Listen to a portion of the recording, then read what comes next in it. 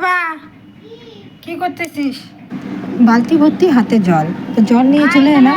এই যে দেখো স্নানের জল, সকালবেলা স্নান টান সব কিছু কিন্তু হয়ে গেছে। আর মুখটা ধুয়ে ফ্রেশ হয়ে চলে এলাম আর ছেলেকে ডাকছি। তো শুভ সকাল বন্ধুরা, আবারও একটা নতুন ভিডিওর সাথে তোমাদের সামনে চলে এলাম। আমি কোচবিহার জেলা থেকে মিনু ব্লগ চ্যানেলে তোমাদের সবাইকে জানাই অনেক অনেক স্বাগত আর অনেক অনেক ভালোবাসা। তো নতুন ভিডিওর সঙ্গে দেখা হয়ে গেল, আর এখন কিন্তু আমি সোজা চলে যাব রান্নাঘরে। আর রান্নাঘরে আজকে কি রান্না করব সেটাই আজকে তোমাদের সঙ্গে শেয়ার করব। আজকে করব হলো কোয়াশের তরকারি। এই যে ছোট ছোট করে কেটে এটা একদম শুকনো করে তরকারি করব। আর কালকে তো দেখেইছো যে কত্তি মাছ নিয়ে এসেছিলো আর বড় মাছ নিয়ে এসেছিলো। তো বড় মাছও খাওয়া হয়েছে, কত্তি মাছও খাওয়া হয়েছে, তার কিছু মাছ আমি রেখে দিয়েছিলাম আজকের জন্য। তো সেই বড় মাছের ঝোল করব। আর বাকি অল্প 2-4টে কত্তি মাছ আছে, সেই কত্তি মাছ বেগুন দিয়ে সর্ষে দিয়ে আমি চচ্চড়ি করব। তো বেগুন দিয়ে সর্ষে দিয়ে এই দেখো আমার চচ্চড়িটা কিন্তু হয়ে গেছে আর আমি নামিয়েও ফেলেছি। তো রান্না কিন্তু আমার প্রায় অর্ধেক হয়েই গেছে। আর যেহেতু আমার সকালবেলা রান্না, সকালবেলা বেশি চাপ থাকে, তাই ভিডিও সেরকম করে আমি শ্যুট করতে পারি না। তার কারণ ভিডিও শ্যুট করলে রান্নার দেরি হয়ে যায় আর অনেকটাই সকালবেলা উঠতে হয়। যেহেতু আমি সকালবেলা উঠতে পারি না খুব একটা, আর রাত 12টার সময় যদি ঘুমোই, সকাল 4:30-5টার সময় আমি উঠতে পারি না। উঠতে 5:30-6টা এরকম হয়ে যায়। তো দেখো, যাই হোক, তবুও এখন বড়দিন চলছে, যতটুকু পারি মানে মেনটেন্স করে চলার চেষ্টা করি। তো আমার মাছের চচ্চড়ি হয়ে গেছে, এখন আমি কোয়াশের তরকারিটা বসিয়ে মাছের ঝোলের আলুটা কেটে নেব। ঘুম থেকে উঠে রোজ রোজ এই একই কাজ করতে আর ভালোই লাগে না। এই ঘুম থেকে উঠে বাসি কাজকর্ম করো, স্নান করো, পুজো করো, রান্না করো, টাইম মতো রান্না করে সবাইকে খেতে দাও, টিফিন দাও, মানে ভীষণ ক্লান্তি হয়ে গেছে।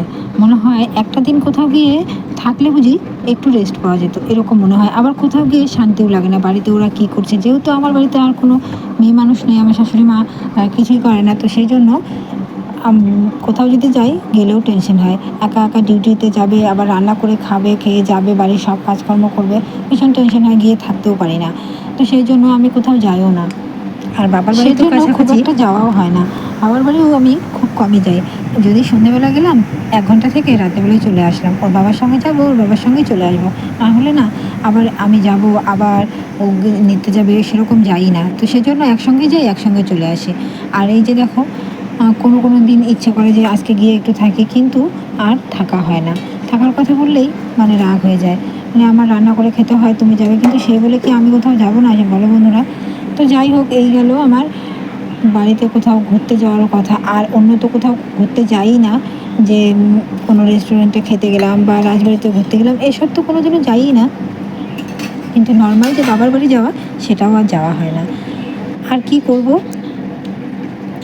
এই গেল আমার ঘুরতে যাওয়ার গল্প। এখন দেখো, স্নান করে জামা কাপড়গুলো কিন্তু আমি মেলতে পারিনি, জামা কাপড়গুলো ওরকমই রেখে দিয়েছি। তো স্নান টান সেরে, রান্নাবাড়ি সেরে, আমি সবার খেতে দিয়ে কাজকর্ম সেরে চলে এলাম আমার এই জামা কাপড় কটা লাদতে। আর এখানে দেখো, ছেলের শরীরটা খুবই খারাপ, চোখে যেন কি হয়েছে, চোখটাও ফুলে গেছে। আর সকালবেলায় জ্বর এসেছিলো। কালকে ভিডিও করতে করতে দেখলে দুপুরবেলা ছেলের গাটা গরম, তো তখন থেকে একবার জ্বর এসেছিলো, তারপর ওষুধ খাইয়ে দিয়েছি। এখন আবার সকালবেলা দেখি একবার জ্বর এসছে, তার জন্য আজকে স্কুলে পাঠাইনি, বাড়িতেই ছিল। তো রান্নাবাড়ি করে সব কাজকর্ম সেরে ছেলেকে নিয়ে শুয়ে পড়েছিলাম, যে বাবা রোদের মধ্যে ঘুরতে হবে না, তুই আমার সঙ্গে শুয়ে থাক। তো নেওয়া মাত্রই শরীরটা নরম ছিল, তো সঙ্গে নেওয়া মাত্রই ছেলে ঘুমিয়ে পড়েছিল। তো ঘুমিয়েছে তাই ভালো, চোখটাও একটু রেস্ট পেয়েছে, শরীরটাও আরাম পেয়েছে। না হলে কোথাও তো ঘুরতে যায় না, ওই পাশের বাড়ি ওই কাকিমাদের বাড়ি যেত, আর গিয়ে দুষ্টামি করতো, রোদ্রের মধ্যে দৌড়াদৌড়ি করতো, তাতে শরীরটা আরও বেশি ক্লান্ত হতো। আর এখনকার জ্বর বলাও যায় না কখন কি হয়ে যায়, তো সেজন্য আমি যেতে দেইনি, নিয়ে শুয়েছিলাম। আমিও একটু চোখটা বন্ধ করে চোখটা আরাম করলাম, ছেলেরও একটু ঘুম হলো। তো ভাবলাম ছেলে শুয়ে আছে, বিছানাটা একটু ঠিক করে নেই, সাইডগুলো ঠিক করছিলাম, এমন সময় শাশুড়ি মা ঘরে চলে এসছে। আর দুজনেই গল্প করছিলাম। গল্প হচ্ছিল পাশের বাড়ির একটা মেয়েকে নিয়ে। তারা তো মুসলিম, তো ওদের কালকে এসেছিলো মেয়েটা জামা সেলাই করতে, তো বিয়ে হয়নি। এখন আজকে আবার এসছে জামা সেলাই করতে, এখন দেখি বিয়ে হয়ে গেছে। তাই ভাবছিলাম যে কেমন করে তোর বিয়ে হলো রে? তো বললো কি কালকে রাত্রেই আমার বিয়ে হয়ে গেছে। তাহলে দেখো কাণ্ড, কি অবাক করা কাণ্ড না? আমাদের মধ্যে ঢাক ঢোল পিটিয়ে সবাই না জানলে বিয়েই হয় না, আর ওদের মধ্যে হঠাৎ করেই বিয়ে হয়ে যায়। তো তাই ওকে ভালো মন্দ জিজ্ঞাসা করছিলাম, সেটাই শাশুড়ি মার সঙ্গে গল্প করছিলাম যে কালকে বিয়ে হয়ে গেল হঠাৎ করে, জানতেই পারলাম না। প্রত্যেক দিনই আসে এই সেলাই করতে দুদিন পর পর, তো কালকেই আসলো, ও সেলাই করেনি, বিয়ে হয়নি, আর আজকে দেখি বিয়ে হয়ে গেছে। আর ওদের বিয়ে হলে না, নতুন যে কোনো কারো বিয়ে হলে না বোঝাই যায়, মানে শরীরের মধ্যে একটা অন্যরকম লুক চলে আসে। দেখি নাকে একটা বড় নাকফুল পড়েছে, হাতে দুটো চুড়ি পড়েছে, মাথায় ঘোমটা দিয়েছে, দেখেই বুঝতে পেরেছি যে ওর বিয়ে হয়ে গেছে। আমি জিজ্ঞাসা করলাম, তোমার কি বিয়ে হলো নাকি আজকে? বলে কি হ্যাঁ, কালকে রাত্রে আমার বিয়ে হয়েছে। তো যাই হোক, এই ছিল বিয়ের গল্প, বোঝাই যায় না। তো ওদের একপাশে ভালো, কোনো খরচ হয় না, হঠাৎ করে বিয়ে হয়ে যায়, লোকজনকেও খাওয়াতে হয় না। কিন্তু আমাদের মধ্যে তো তা নয়, আমাদের মধ্যে আবার হঠাৎ করে তো বিয়ে হয়ই না, যদি তারা লাভ ম্যারেজ না করে। আর অনেক লোকজন না জানলে বিয়েই হয় না, মানে অনেক অনেক কিছুই করতে হয়, অনেক নিয়মও আছে। এই পাশে আমি মেয়েটার সঙ্গে গল্প করে ওকে সেলাই করে দিলাম, সেলাই করে ও চলে গেল। তারপরে আমি চলে এলাম ছেলেকে স্নান করাতে, ছেলেকে ঘুম থেকে তুলে নিলাম, তার কারণ এখন বাজে 1:30, আর ও টাইম অনুযায়ী স্নান করে। তারপর আজকে যদিও শরীরটা ওর ভালো নেই, তার জন্য আমি ওকে সময় মতো স্নানটা করিয়ে দিলাম। তো ছেলেকে টেনে টেনে তুলে এখন স্নান করাতে নিয়ে যাব। আর ওই যে দেখো ছেলের চোখের অবস্থা, একটা চোখ ছোট হয়ে গেছে, কী কারণে যেটা হলো, মানে দুদিন পর পর ওর একটা না একটা কিছু লেগেই আছে। তো এই চোখ ফুলে গেছে, আবার জ্বর এসছে, মানে কী বলবো আর। তো এখন আমি ওকে স্নান করিয়ে দেবো, সেজন্য শরীরটা গরম, এমনিতেও ওকে আমি গরম জলেই স্নান করাই, হালকা গরম জলে। তো আজকের জলটা একটু বেশি গরম করেছি, না হলে আবার সর্দি লেগে যাবে, যেহেতু শরীরটা ভালো নয়। তো স্নান করে চলে এলাম ঘরে। আর এদিকে দেখো, এখানে আছে গম। গমগুলো তোমাদের এর আগে অন্য ভিডিওতে দেখিয়েছে, অনেক দিন আগে সেই ভিডিওতে দেখিয়েছি যে এই গমগুলো আমি ধুয়ে দিয়েছিলাম, ধুয়ে রোদ্রে শুকোতে দিয়েছিলাম। এখন এমন মুশকিল হয়েছে, মানে গম না শুকোলে, না ধুলে আর রুটি খাওয়ার উপায় নেই। তো সেই জন্য গম শুকাবে, তারপর তো 10-12 দিনের উপরে হয়ে গেছে এই গম শুকানোর। তো আজকে প্রায় শুকিয়ে গেছে, তো সেগুলো আজকে ঝেড়ে আবার দেবো। এগুলো কিন্তু ধুয়েছি, ধুয়ে লাড়া, তো সেগুলোই আজকে আবার ঝেড়ে আবার দেবো। এই শুকিয়ে আটা ভেঙে নিয়ে আসবে, তারপর রুটি বানাবো। আর দেখবো যে ঘরের আটা রুটির কীরকম টেস্ট হয়, মনে হয় ভালোই লাগবে, তাই না? তো যাই হোক, চলে এলাম ছেলেকে স্নান করিয়ে নিয়ে ঘরে। আর এখন আমি জামাটা পরিয়ে দেবো, পরিয়ে দিয়ে ওকে কিছু একটা দেবো, দিয়ে শরীরটা যেহেতু ভালো নয়, আর শরীর ভালো না থাকলে ও কোথাও যাবে না, ঘুরে ঘুরে আমার কাছে, ঘুরে ঘুরে আমার কাছেও খেলবেও না, সেটাই ভালো। এই রোদের মধ্যে খেললে শরীর আরও ক্লান্ত হয়ে যাবে, শরীরটাও অসুস্থ হয়ে পড়বে, একদমই ভালো লাগে না। বাচ্চারা যদি অসুস্থ হয়ে পড়ে থাকে, মা বাবার কি ভালো লাগে? একদমই ভালো লাগে না।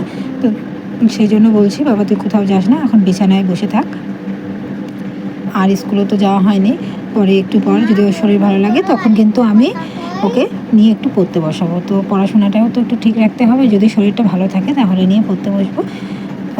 পড়া শেষ হলে তারপর নিয়ে একটু ঘুরিয়ে নিয়ে আসবো। আর এটা কিন্তু রোজকারই কাজ, বিকেলবেলা ওকে যদি আমি একটু ঘুরিয়ে না নিয়ে আসি, ওর একদমই ভালো লাগে না। তো সেই জন্য বিকেলবেলা একটু ঘুরতে নিয়ে যাবো। চোখটা একদম ছোটো হয়ে গেছে, চোখে যে কী হলো আমি বুঝতে পারছি না, ওকে ডাক্তারের কাছে নিয়ে যেতে হবে মনে হচ্ছে, তাছাড়া কোনো উপায় নেই। তাই চোখে একটু ড্রপ দিয়ে দিলাম, এখন চোখটা একটু যদি। তো দেখো, বর চলে এলো ডিউটির থেকে, বড় তো বললাম ছেলের চোখটা ভীষণ খারাপ হয়ে গেছে, ডাক্তার দেখাতে হবে। তো এই গরমের মধ্যে ডিউটি থেকে আসলো, আর আজকে কিন্তু সকালবেলা না খেয়ে চলে গেছে, মানে রান্না হয়নি।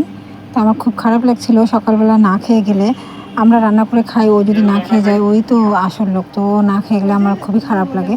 তো যাই হোক, প্রথমে বলছিল যে ডিউটি ছিল না, তারপর বলছে যে ডিউটিতে ডেকেছে, যেতেই হবে। তো 8:30টার সময় চলে গেছে, তো তখন আমার রান্না হয়নি। এই যে, আর ছেলে বাবা আসলে তো মানে বাবা সোহাগী, বাবার পিছে পিছে ঘুরবে, এটা লাগবে ওটা লাগবে, সব আবদার বাবার কাছে। অন্য